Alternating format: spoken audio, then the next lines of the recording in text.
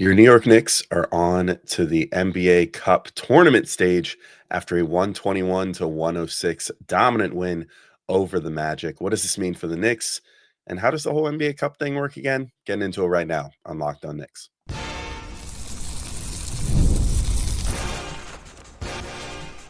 You are Locked On Knicks, your daily New York Knicks podcast, part of the Locked On Podcast Network.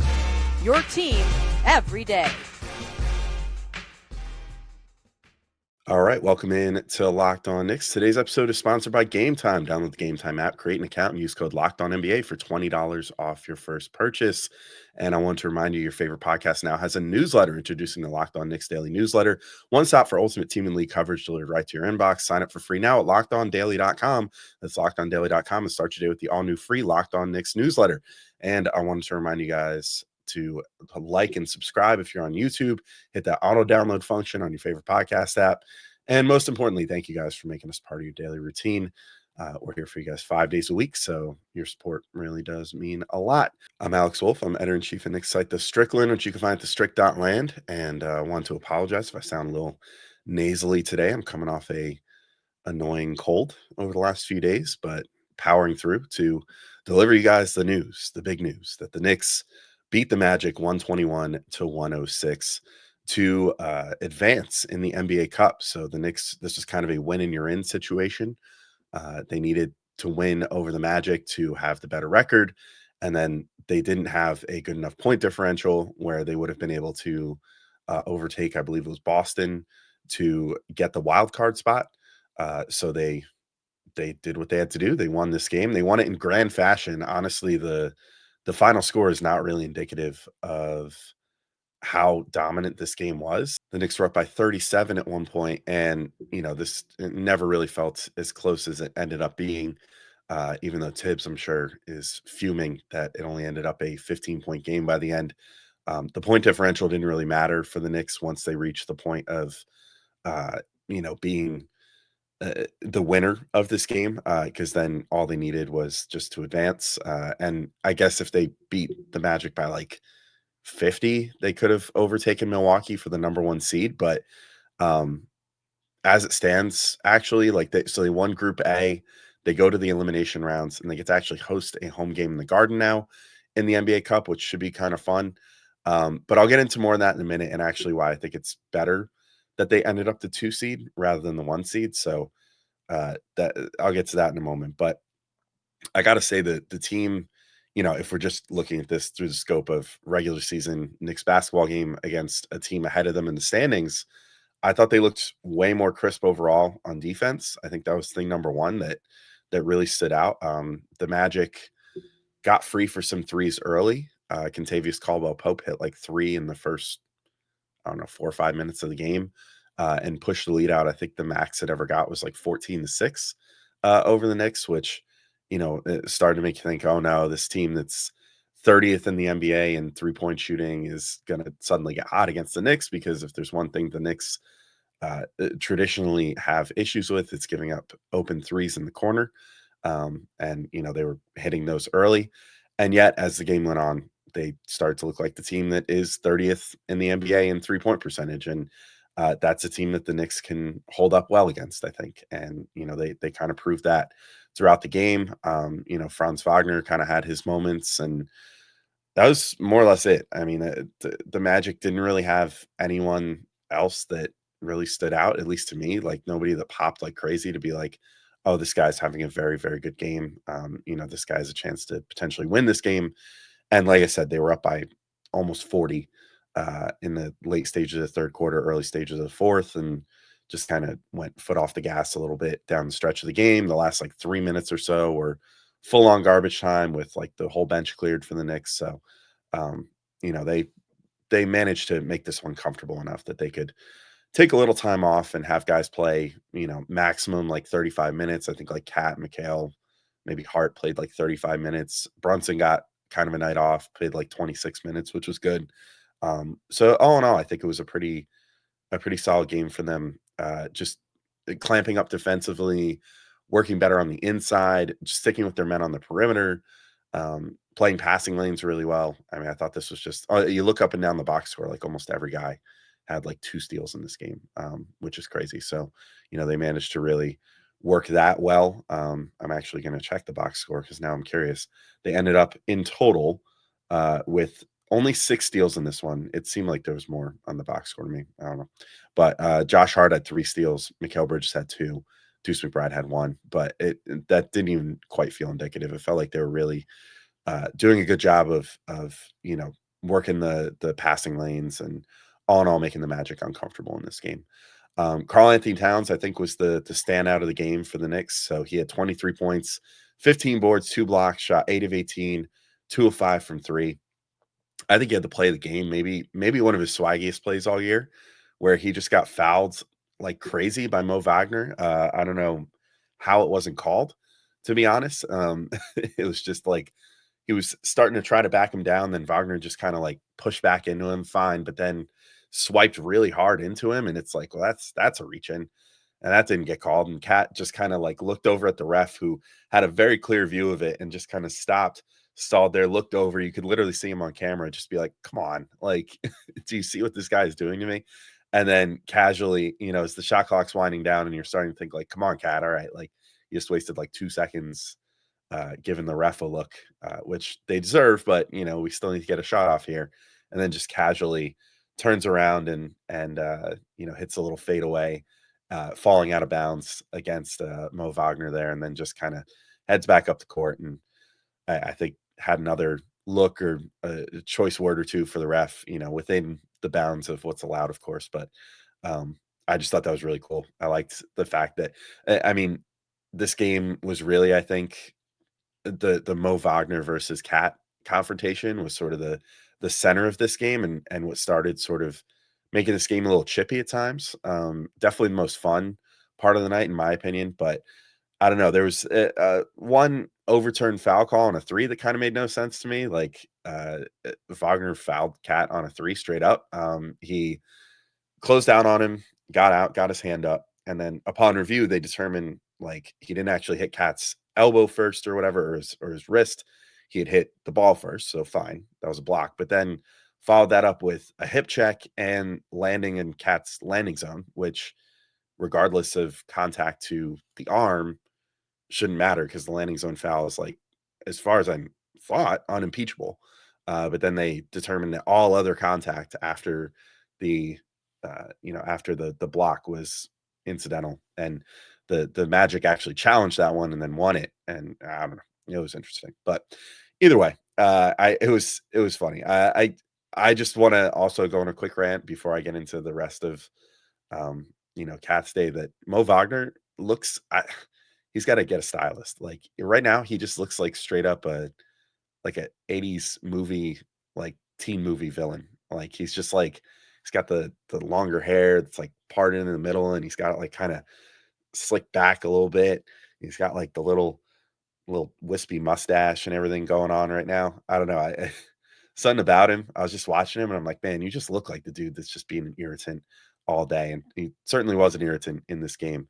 But yeah, they definitely needed their 80s villain. The Magic did, because Wendell Carter, I think, just got absolutely worked by Towns, especially from the perimeter. I think that Cat would get it on the perimeter against him and just know, like, yeah, I'm about to score because he can't defend me. At one point, even waved off Jericho Sims entering the game to get an extra possession and get one extra bucket against Wendell Carter, because he just knew that there was basically no having Wendell Carter beat him in this game, especially on the perimeter. And Cat didn't even really need to shoot against him. He basically just was putting it on the floor and getting like a free 2 points every time. So just a testament to Cat's burst, which has been definitely more than I thought that it was going into the season. So I've been very impressed by the overall burst that he's been showing. I also thought his inside defense was probably the best yet this season. He had those 2 blocks, and I just thought he was overall a pretty good rim deterrent. Still ended up with 4 fouls, but you'll live with that over like 36 minutes for him. I think that's okay. You want him to at least be aggressive and be looking to stop guys at the rim, as long as he's playing relatively smart with it and not getting 4 fouls in like 20 minutes, then I think you're okay. So I thought it was a really, really good quality outing for Cat.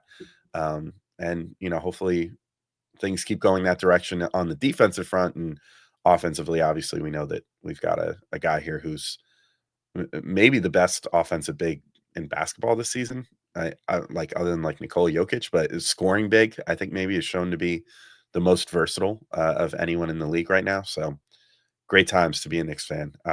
Great times to know that Mikal Bridges seems okay too. So I want to talk about him in a moment. Again, Josh Hart's game. He had another triple double.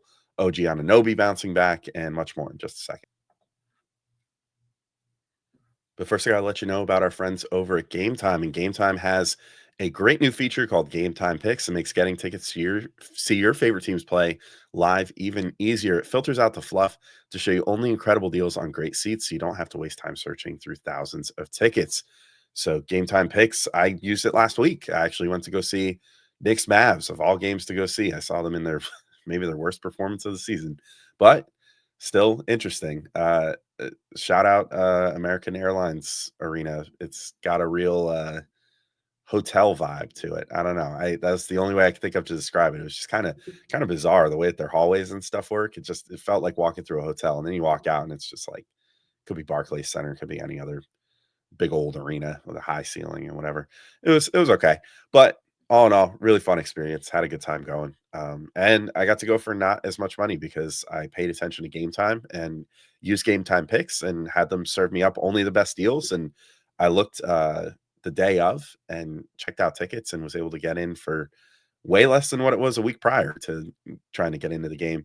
And the best part was they had all-in pricing, which lets you see the whole total up front with no surprise fees at checkout. That's my absolute favorite feature because nobody likes going to checkout and then being told they have to pay more. So take the guesswork out of buying tickets with Game Time Picks. Download the Game Time app, create an account, and use code LOCKEDONNBA for $20 off first purchase. Terms apply.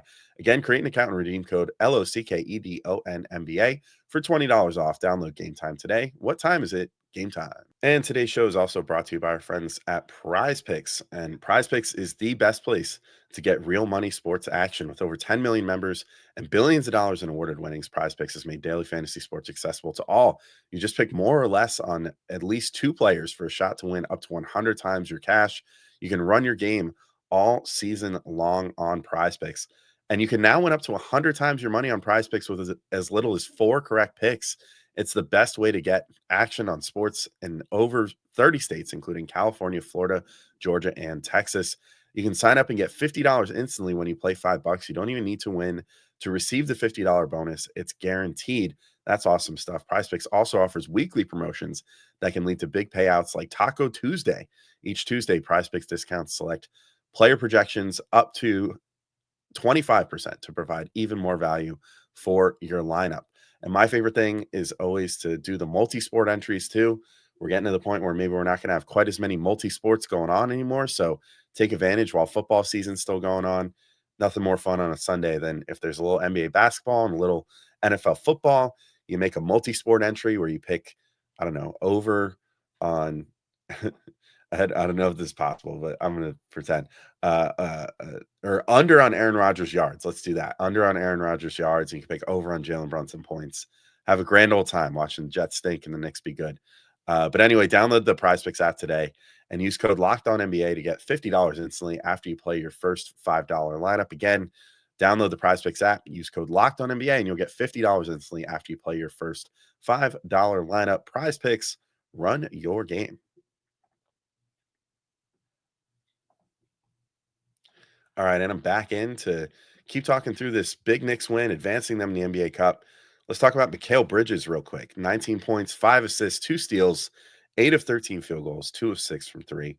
And with that 2 of 6 from 3 number, I did kind of come to the realization that maybe we should start giving this guy a little bit more grace from 3 and take off like one of his 3-point attempts from his total every game, because he's been Breen's absolute favorite player for just always being the guy to take that 3-point percentage hit and take the heave at the end of any given quarter.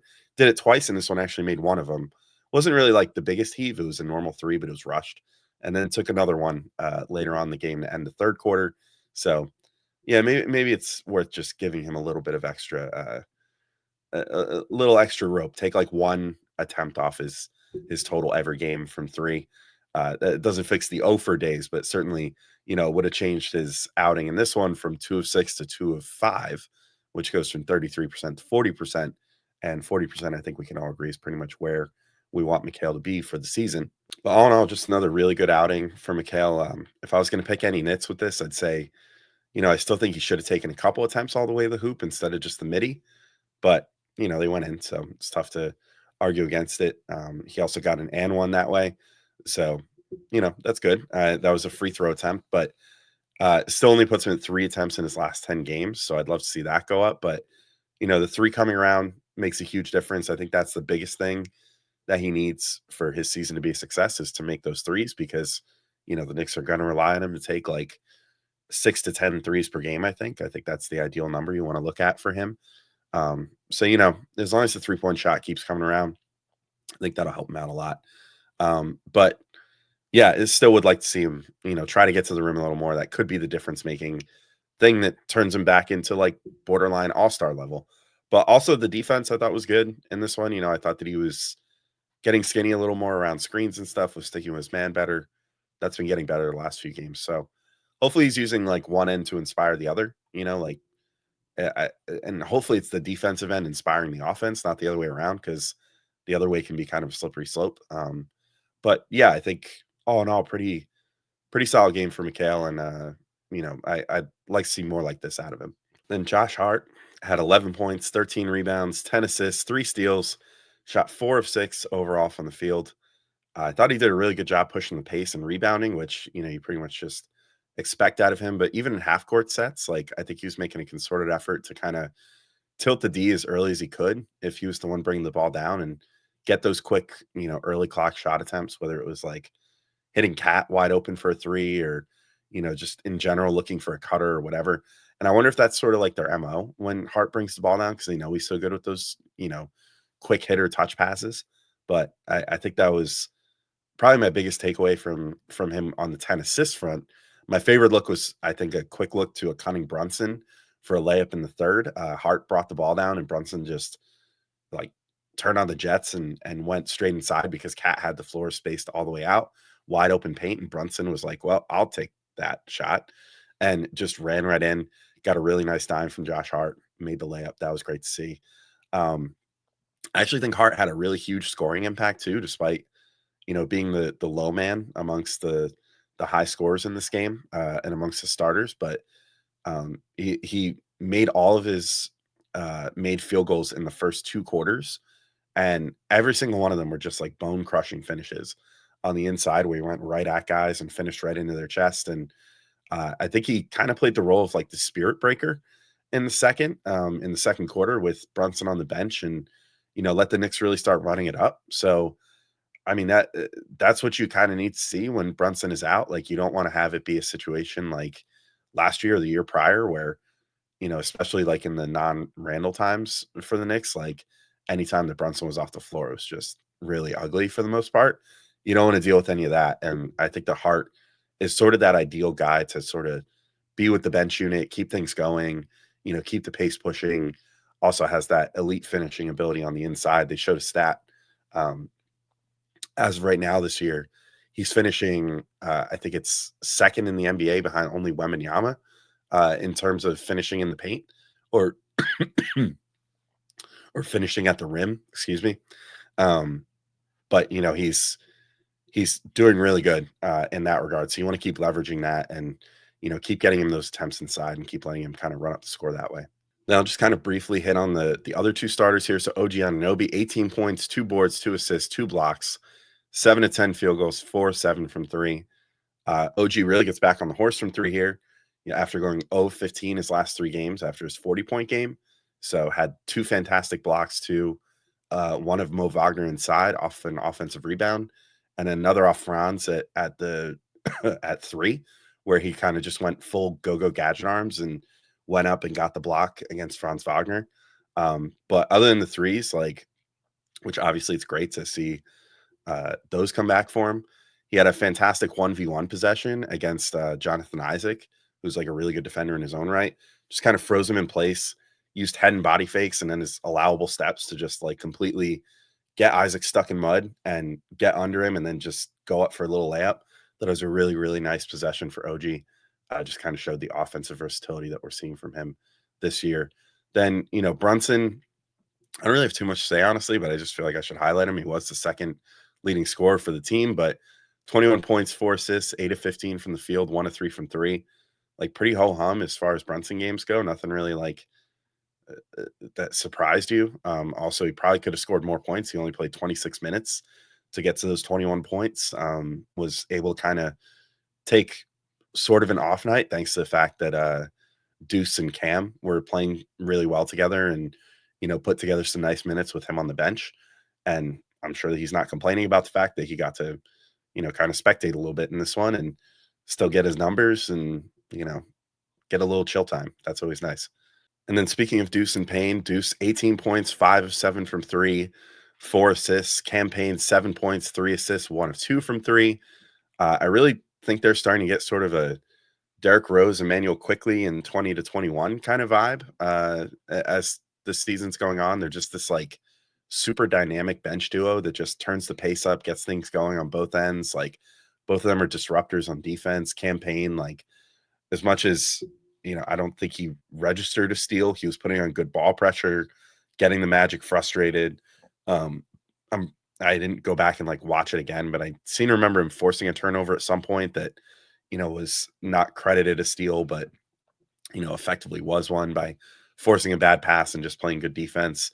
I think that they're a combo that you can rely on quite a bit, and I think even once this team gets fully healthy and everything, that's not going to change because it's not like Precious Achiuwa or Mitchell Robinson are going to disturb this at all. Maybe Lander Shamet coming back at some point affects that a little bit, but I think that he would more affect like Mikal and OG's minutes, if anything. But yeah, Deuce is just like totally automatic from 3 now. And I think that, Deuce and Cam, along with Hart in that second unit in the second quarter, just ran some of the bench best minutes the Knicks have had yet this season. And again, ran it up with Brunson on the bench. That's huge. I think we got to see more of that going forward. Just see the bench unit go out there and, keep that pace up and try to really like run the wheels off the other team and punish them as much as they can. So yeah, I think it was a great game overall. And now the Knicks have the rest of the NBA Cup to look forward to. So last segment, I'm going to just go over what the implications are, how this all works, what the Knicks' first matchup is, and what their path is to ultimately win this whole thing.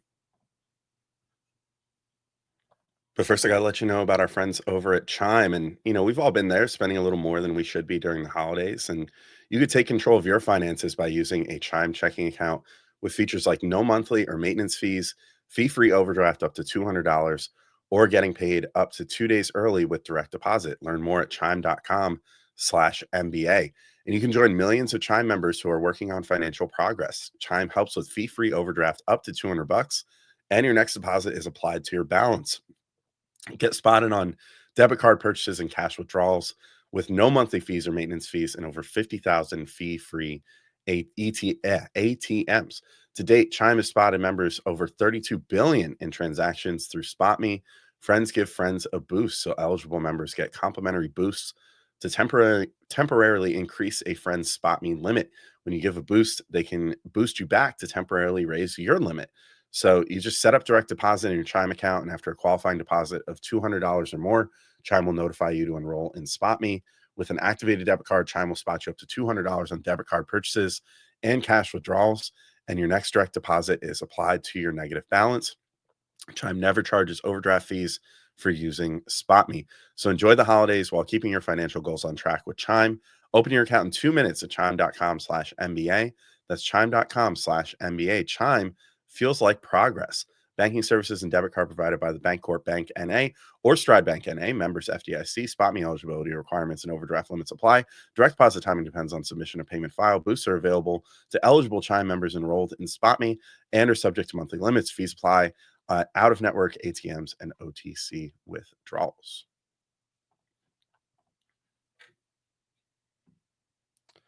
All right, so your team has made it to the NBA Cup elimination round. That is what the Knicks have done. They have won East Group A. with a perfect 4-0 record.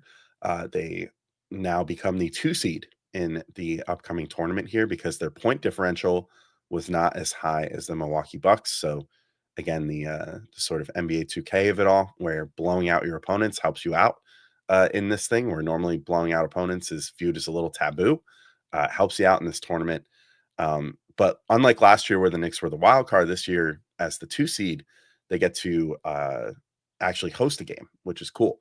So they will be hosting the Atlanta Hawks. And ironically, and I think this is one of the shortcomings of this format, but they drew the easier matchup, I think. They get the Hawks next week at MSG. The Bucks now have to face the Magic at home on Tuesday because the Magic, despite losing to the Knicks, still had the best point differential over Boston. So they were able to hold on to that lead in the wild card and still qualify for the in-season tournament. So now the Bucks have to face the Magic, the number one defense in the NBA, or one of the, and I don't know if that's still held up, or they're, I doubt that just the Knicks game changed that in a 20 game sample, but either way, the Bucks now face one of the best teams in the East in their first round matchup, while the Knicks face the Hawks, who are I think better than expected, but still not exactly the creme de la creme of the conference. So then the winners of both those games will face off in Vegas a week from Saturday in the NBA Cup semifinals. And the last game of the Cup will count as a regular, that is the last game of the Cup that will count as a regular season game. So just in case you're wondering or still confused about how this whole thing works, all these NBA Cup games have just been regular season games, part of the 82 game slate. The NBA has basically baked it into the schedule now at this point. And now what happens is, so when the Knicks face the Hawks, that counts as a regular season game. If they advance beyond that, then that counts as another regular season game. If they, get to the semifinal round, which would be the neutral site game in Vegas, if they lose to the Hawks, then I believe that they just face the loser of Milwaukee and Orlando. So they might have to face Orlando again, pretty much right thereafter. I think on that Friday, prior to the Saturday when all the NBA Cup games are, or they would have to, obviously face the winner then otherwise, and face whoever makes it out of Milwaukee and Orlando if they win the game and go to that neutral site game in Vegas a week from Saturday. And then finally on Tuesday, December 17th would be an 83rd game of the season, which does not count as a regular season game. So they don't get that. It basically is a game that exists outside of time and space. It just is out there. That's it. And none of the stats count towards your regular season stats. Nothing in that game counts towards anything on your season ledger except for who won the NBA Cup. That's it. So it's an 83rd game that you play that no other team plays, which I still think is the biggest detractor of this whole thing. I don't know why, even for like $1 million or whatever, which I know to any other person would be like winning the lottery, but for an NBA player, even an end of bench player at this point makes 1.5 million or so. So, I mean, I understand that would kind of like double their salary in many ways, but for the added risk of potential injury and everything else, it seems a little dicey still to me to play an 83rd regular season game, or what is effectively an 83rd regular season game that doesn't count towards anything. But I don't know. I wonder if maybe the easy way to sort of make this a little more worth it is just say like the winner of that game gets an extra win added to their regular season total. The loser is not affected. So like the loser just still walks away with their same record that they were going to have regardless, but the winner gets like an extra game added to their total, which then could be used for tiebreakers and stuff down the line. I don't know. Maybe that's an easy way to make this a little more worth it. I think there should be like some playoff seeding implications or something. Like it guarantees you a spot in the top 6 at the end of the year or something like that. So, you could have like an older team like go all out and win the NBA Cup and then, be able to I mean, the NBA would hate this based off their resting rules, but be able to rest and, get ready for the playoffs and whatever. I don't know. Maybe it's something to consider, NBA. Think about it. But I still think this thing needs a little more juice to make that extra game that not every other team needs to play worth it. But nonetheless, if the Knicks do make it to that on Tuesday, December 17th, they would play in Vegas for the final for the NBA Cup. And if they win the NBA Cup, and presumably have a little celebration or whatever. Hopefully not as uh not as huge of a celebration as the Lakers did last year, because I think I certainly look back on that with the champagne celebration and everything now and think like, man, what was that for? Like, didn't really count towards anything other than just being the first winner of the NBA Cup. But it certainly didn't translate to the postseason or anything. So maybe they win it, maybe they don't. I'm probably still a little too cynical about it. It seems like a lot of people are really enjoying the format. Just doesn't make a ton of sense to me. I would say probably my ideal scenario at this point is that they win all the games and then approach the cup final very leisurely, like almost all-star game-esque, where if they get hot like from 3 or whatever, then let it ride, but don't put your bodies on the line. Don't, risk injury or anything by going too hard or whatever in that particular game, because I just doubt that's my worst nightmare, is that something would happen injury-wise or whatever. But I don't know. I was talking to Peter Bukowski of Locked On Today last night for a quick segment on that podcast, and just talking about the Knicks and what they had done, and getting to the stage of the NBA Cup. And he had kind of said like, well, would this provide some sort of like confidence boost? And maybe that's true. Maybe this would give the Knicks some kind of like confidence boost that you know they can hang, that they are championship caliber. So maybe that's worth it. Maybe that in and of itself is worth going after the NBA Cup at full tilt. But they don't really have to go through Boston to get there. So I don't really know that, beating like the Hawks and then either the Bucks or Magic in a single elimination tournament and then beating whoever in the final would really be like that huge confidence boost to be like, well, we can definitely hang with Boston now or whatever. But I mean, there would be an intriguing matchup no matter what against whoever makes it out of the West side, because the Thunder, Rockets, Warriors, and Mavs all qualified, and the Thunder, are looking like the best team in the West right now. The Rockets and Warriors have been kind of fighting for like the 2 spot for a little while. And then the Mavs, if they get Luka back, certainly. I mean, we saw how dangerous they could be even without him last week. So that would be a good opportunity for a rematch there. And obviously, they were the finals representative for the West last year too. So a good chance to maybe test your mettle against some of the best teams in the West, but that might be a little presumptive to be like, oh, maybe this is a finals preview, when obviously the Knicks still have to get through Boston, who, they haven't had a second go at yet this year. So we'll see how that all goes. But anyway, it's, lots to look forward to, I guess, if you're into it. But until next time, well, we got a couple more regular season games to get through, and then more NBA Cup play next week and all that. So we'll have you covered for everything. But until next time, thank you all for listening, and we'll talk to you soon. Peace out, everybody.